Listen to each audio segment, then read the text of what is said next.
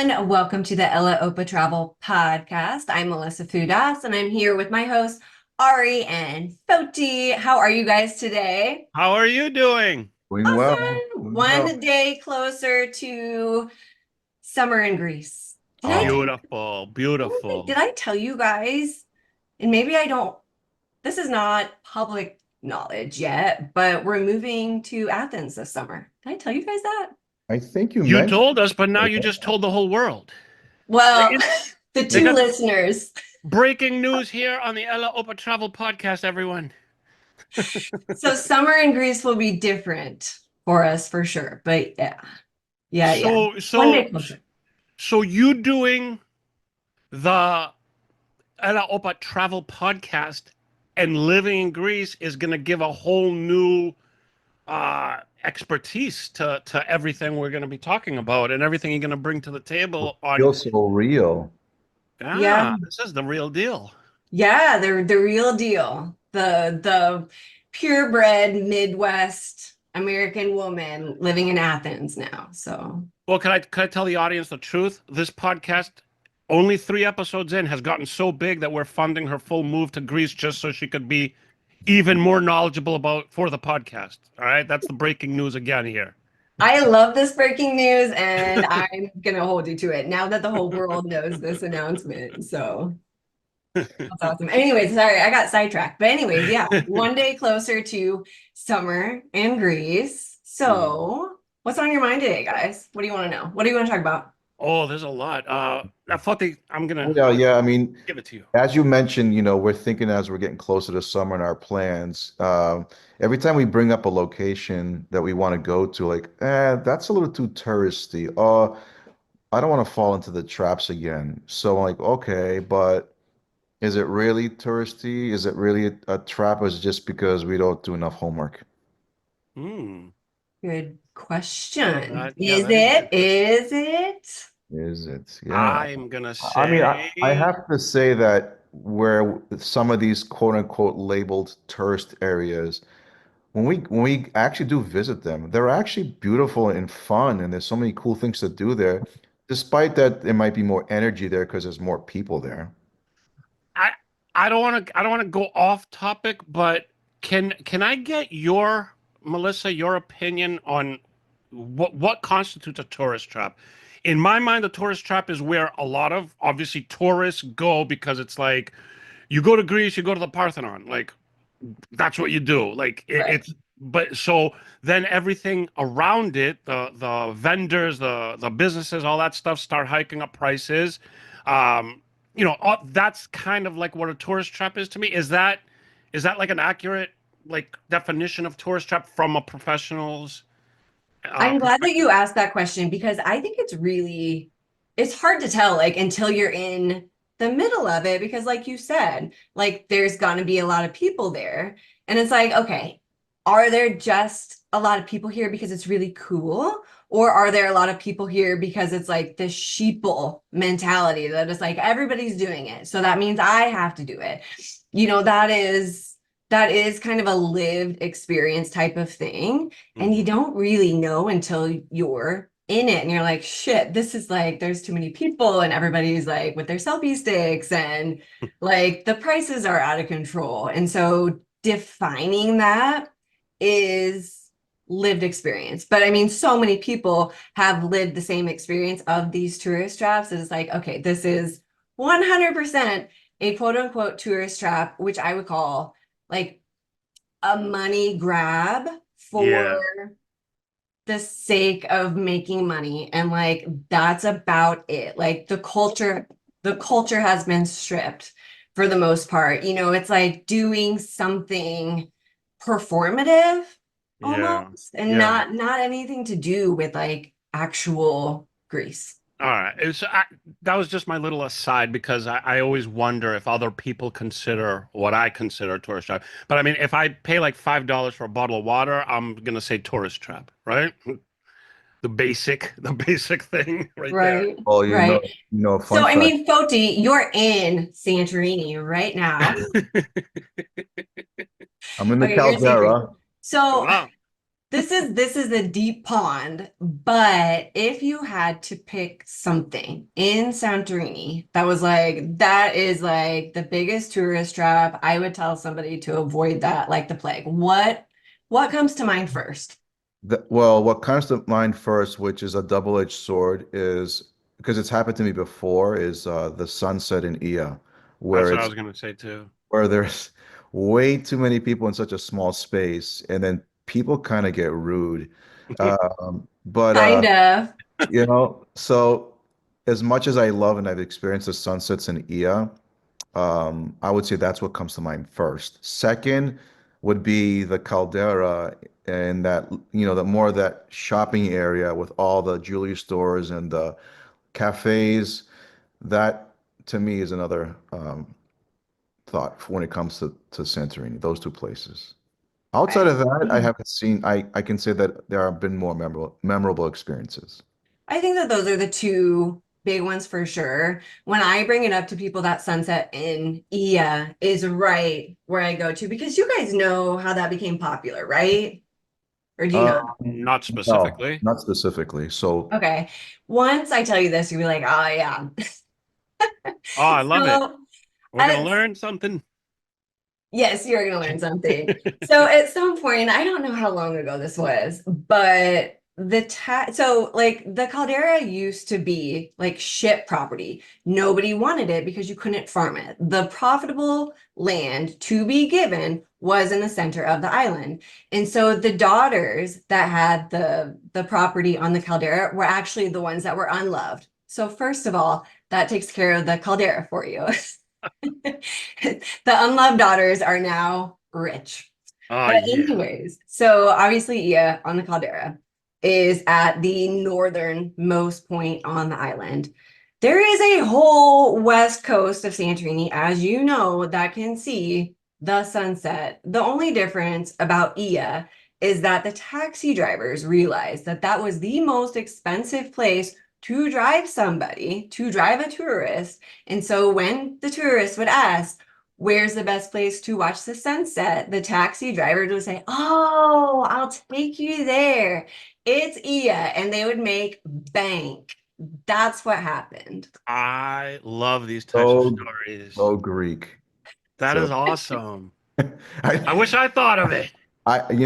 then once you finished off with that comment, in our minds, like, of course they did that. Yes, of course. Like you're like, aha, this makes a complete sense. Yes. So that's Okay. why it got started. That's why it gets perpetuated. And when people see people doing it, they think, I need to do that too. No, Right. you don't need to do that. You don't need to do that.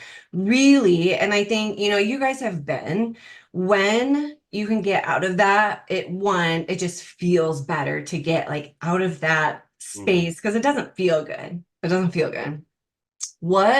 I mean, there are other places that you can see the sunset, obviously. One, if you are paying for a hotel room with a view, you are paying for that experience already. Do not insert yourself into Ia for the sake of inserting yourself into Ia. Like you have that experience. And plus, like there are people that pay like just a ton of money for their hotel rooms at night and are like, okay, we're going on a sailing trip and then we're doing biking and then we're doing a wine tasting and then we're like but not even like paying for this view that they wanted. I think that that's another trap of the island, but Melissa, now that you mention it, how many of us actually, I think about this often. We get beautiful rooms and beautiful areas, and we spend, less than 20% of our time in the room while we're there. Mhm. no, Right. it's a waste. It's a waste. Like if you're paying for a nice hotel room, like plan a day, like where you are just like in it, enjoying it. There's no reason. Like you're paying for that experience. But You sorry, I know, got sidetracked. yeah, If but I wanted to just very quickly, everything you're saying is so like valid and so true. But we also have to think, and this is a travel podcast, so I'm not going to get into the psychology, but imagine you've been.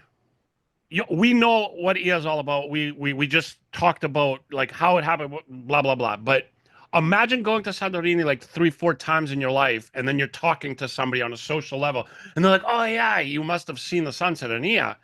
No, I've been to Santorini 4 or 5 times, but I've never saw the sunset in Ia. So even though it's, it's a tourist trap, it's a, perpetuated thing from taxi drivers, from this, from that, like in the psychology of it, you have to go just because you have to go. Like you can't tell people you've been to Santorini and you didn't go to Ia. So there's a whole psychology to it, which that's a whole other series. But I just wanted to mention, like, that's the way, like, I kind of see it. It's like, I don't want to go to Ia, but I have to as a Yeah. human, part of the society. That is so messed up. And you know what? Travel People, is psychology. Travel is psychology. It really is. There's a range between familiarity and novelty, and people are on different tracks of that. And your familiarity and my familiarity and Foti, your familiarity, they're all different. And our novelty is all different. And so something that could really mean something to you could mean jack shit to me, or vice versa. But I mean, in going back to your point, Ari, with the psychology of it, like I've heard people say, like, oh, just the best sunset I ever saw was in Ia. I was like, no, it was not. No, it wasn't. It was not. I'm like, you convinced yourself of that. Society convinced you of that, but that was not the best sunset you've ever seen. Because if you knew better, you would go inland a little bit and go somewhere like Pyrgos, which is high up.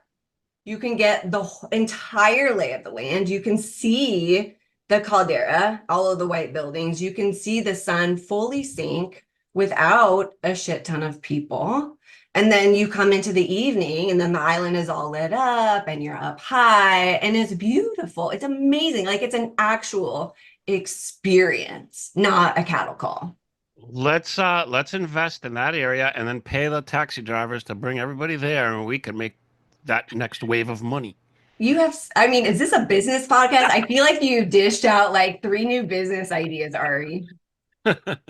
Sorry, I digress. But I mean, everything you're saying is so true. And if you really think about it, if you remove yourself from I'm going to Santorini, and I'm going to see the sunset in here, and I'm going to do this, and I'm going to do that. If you remove all that stuff, what you are saying is so true and so like like it's real. Like that's how people should be thinking. Yeah, and it doesn't take much. Like you just need somebody to tell you. And even if you know that, even if you know, like, hey, I'm walking into this tourist trap, like at least you know it and you can expect it, and you have expectations that match the experience instead of, a winter picture from Santorini where there's, very minimal people and it is completely inaccurate. Like there's a difference between knowing what you're getting into and not. Right. I'm going to assign you guys some homework. I Mm. want you guys to find anybody who's ever been to Santorini and has not gone to Ia for the sunset. Because Oh, I you would can love to talk to talk to them. any of my travelers. I've stayed Really? enough. Yeah. They Yeah. don't even like sneak away and try to like bypass your planned trip If and they do, they don't tell me about it. They don't tell mom. interesting. We gotta have some special guests in future episodes so we could talk to these people and get into their mind. Probably. You know what? I have had some people that have said, actually, like I told them not to go to Santorini at all because it didn't match what they wanted. And I said, Mm, this is going to be a shock to your system, by the way, because it doesn't exactly fit, just so you know. And they made the decision. They're like, we're going to do it, or that's fine. We want to see it. One of those, like, we have to go to Greece and see Santorini right. kind of things. I said, that's fine. And Once they in your get life. done and they say, you know what? Like, you were right. You were right. I don't think, like, I'm glad that we saw it. I'm glad that we went, but I don't want to go back. And I Mm, said, yeah, that pretty much sums it up. Like, unless you're going in the off season, um, the summer, it's just too much. It's too mm, much. it's true. Uh, you know, I would like to go back to Santorini, and the only reason, not because of like, just the beauty, the surroundings, the tourism, the whatever, none of that drives me to go back. But the first time I went with a group of guys, like just And Santorini is not the place for a group of guys to like go and hang out. So, we hopped on a ferry to like Ios, and we did some other stuff. But I would love to go back to Santorini just to go with like my wife for that experience. But like, there's nothing that Yeah. once I saw Santorini, there was nothing that I was like, I gotta go back there. I gotta get back into those crowds. I gotta squeeze myself into these expensive places. Like, none of that really mattered to me. There's part of me that does want to go back as well and try to see it with a new lens. Mm, But like just to take the step to be like, I'm to make a choice to say yes to going back to Santorini means saying no to seeing somewhere else that like I'm really interested in and haven't experienced yet. And so that's the hard part. right. That's the hard part to know what I'm walking into. And I feel bad. Like I'm not trying to like stomp on Santorini because, I do that often. So I promise I'm not trying. It's Just the anti-Santorini podcast. I'm sorry. I'm sorry, Santorini, because like I know and love people that work on the island, and so no. I But figure I'm sure I know a lot of people who have done these trips will agree with you. Like, there's a lot of other places to see. You don't always have to go to Santorini. You've been to Santorini, great, cool. You've been a couple times, fine. But there's other places to see. right, right. Yeah. Sorry, we went deep into Santorini. Sorry. Again. My fault. My fault. But Foti, you mentioned it as well. Let's go back to Athens, and you mentioned the Parthenon, the Acropolis. And I've had people ask me before, like, do we have to see the Acropolis? And I was like, well, no, like, you don't have to do anything. But I think, if you're there, it's really easy to access. There are going to be a ton of people there, but you don't have to. There are other ways to see the Acropolis. Like if you were going to hike up, one of the hills, like that's an awesome way to see it from a distance, and you see all the people, and you're like, oh, good, I'm glad. Like that's really great if you've already been up to the Acropolis once, and did all the people and the selfie sticks and the got yelled at by the guards. Like, does anybody not get yelled at by the guards? I don't think like you can just like look at the security rope and they're like, I'm like, Jesus Christ. Like people get yelled at all the time. And it's a show on its own to watch the guards yell at people. And I was this is like, if you could bring popcorn up there, you would get your whistle blown on you. But if you could bring popcorn up there, like it's a show. Well, I've had that personal experience, especially like the long lines getting into the actual Parthenon, and there's signs that say "Do not touch, do not touch." And sometimes these slabs are very slippery, so you're trying to hold your balance, and you can't help it. Or Foti with like an egg on his head from slipping, and the guard's like, get up! You're not supposed to be on your knees. Yeah, They do get very aggressive. of course, and it definitely is a show like you mentioned, and especially when you're in the heat in the nice hot sun. Yeah, Yeah, that's and everybody is trying to see this thing. I went up I went up again this summer with the kids because they finally, like my oldest finally decided that he wanted to see it. And so we went up again and I was like, and I was reminded of like how hectic it is.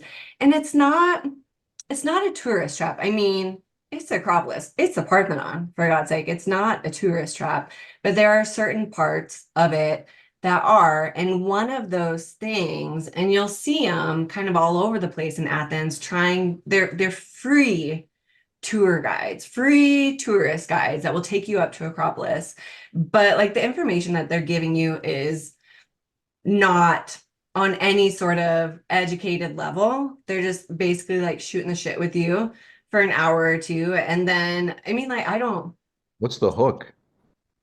what's the hook? They want to get tipped at the end. They Oh, want to it's get tipped tipping. really. They ask to Ah. be tipped is what it is. So So, I was approached by a couple like what do they call? They were like actors who look like Athenian soldiers, and we oh took yeah, I know what you're talking about. pictures, Yeah, and I tipped them, right? right. So Yeah. I get it with the free tours. Yeah. Yeah. And I mean, one, they're terrible at their job, but two, they're also illegal. If you know that you want to actually know what you're looking at, you need a licensed guide. I mean, they're all over Athens. Get a licensed guide, or you could walk into a travel agency and say, I'm looking for a licensed guide, and they'll get you one.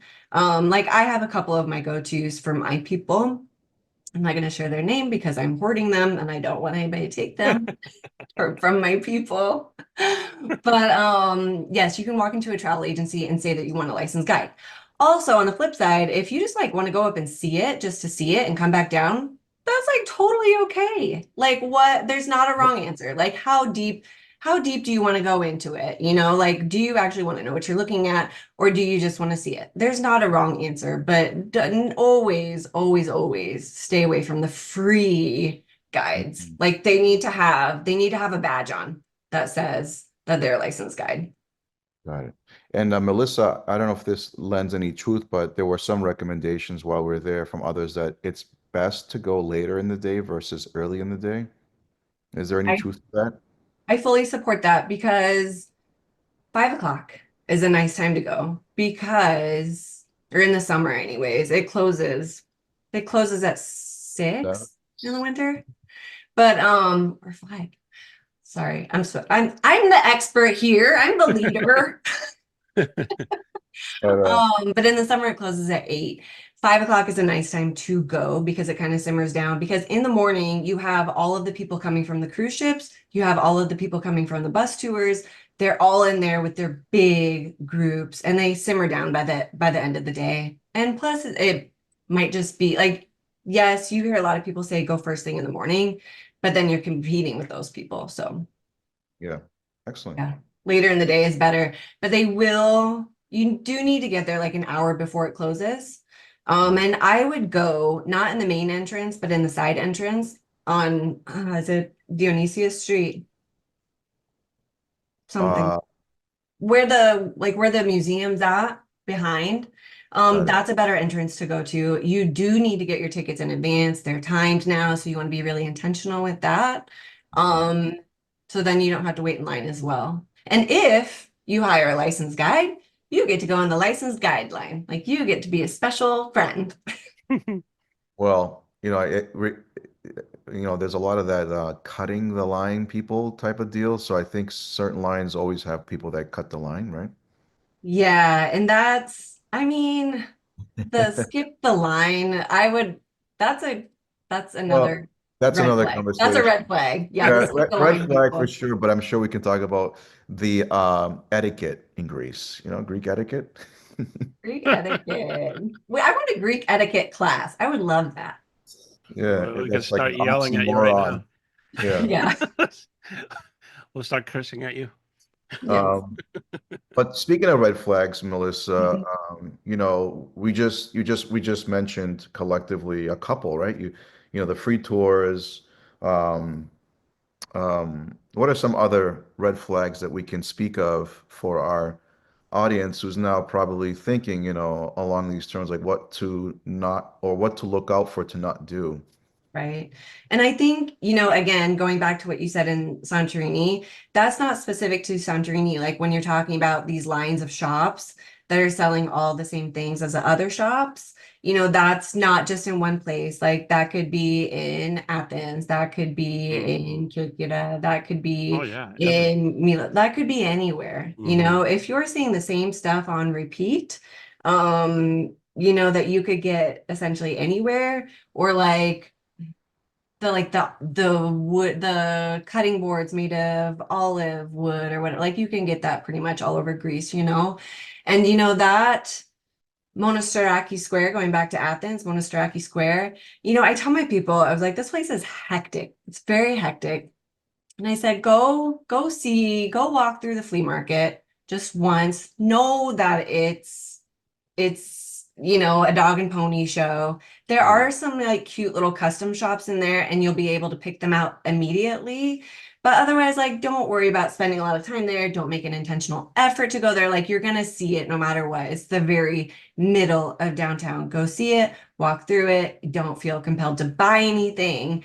The flea market for shopping, and then the street that goes by the train, forget what that street's called, but that street notoriously has like the menu pushers, like, come look at our menu, come sit down, look at our air conditioning, come here, look at this, Oh, look at that. Like, classic. that's red flag. Like, the food is mid, no doubt. Yeah. It's not good. And like, I know that they're just doing their jobs, but it's just like, get out of my face. Right. It's also uncomfortable too when they're so direct about it, but if you can just like ignore it, I guess that's the best thing to do. Limit your eye contact. Well, I mean, do they look you in the eye and tell you how pretty you are when you walk No, by? they say that to my wife, not to me. They're I like, mean, what are you they're kind doing of with this convincing. guy? They're charming. I mean, Oh. there's no doubt they're charming and they're charismatic and they're in that job for a reason. But it's just like, you can tell me I'm pretty all day, but I'm like not coming into your restaurant, man. I'm like, I know that I look like an American, but I know what you're up to. Uh, So, and and on that same note, menus without prices are a red flag. Oh yeah. Yeah, and this can be tricky. This can be tricky when you're talking about fresh fish, in the islands, because those do actually need to be weighed, but you do need to get some sort of like price per kilo before you're like, yeah, I want that, grouper or whatever that's like $50, like so expensive, and Mm. you'll get burned. And I mean, you hear stories of that, especially in Mykonos. what about Melissa? There are places I've been to outside of Athens on the islands mainland where restaurants don't even have menus. They just read off what they have for the day. That Um, too. is I mean, Do you would you suggest as a guest at these restaurants, menu with no prices, could you ask them, could you give me a menu with prices? And if they say no, is it rude to ask things cost before you order? I don't think so because I mean I've had that experience, especially in the Hordio, where like we're going to our favorite restaurant and she's naming off the types of meat that they have for the day, or what they have or what they're out of, like there's no menu there. Right. And so I mean, you really have to pay attention to what's going on around you. Like, are you around local Greeks, or, is everybody around you speaking English? You know, then Good that's a point. little tricky. I'm glad that you brought that up. Mm. Very good point. Now that you mentioned, I feel a sense of ease when the other guests are probably locals or Greeks. So there's probably a reason why they're here. And if Mm. it's a different dynamic of tourists and other types of guests, then I guess we can be a little more weary. But like I was also thinking about this the other day because about the idea of eating at a place with other locals. And I was thinking about like how I interact own, in my own city.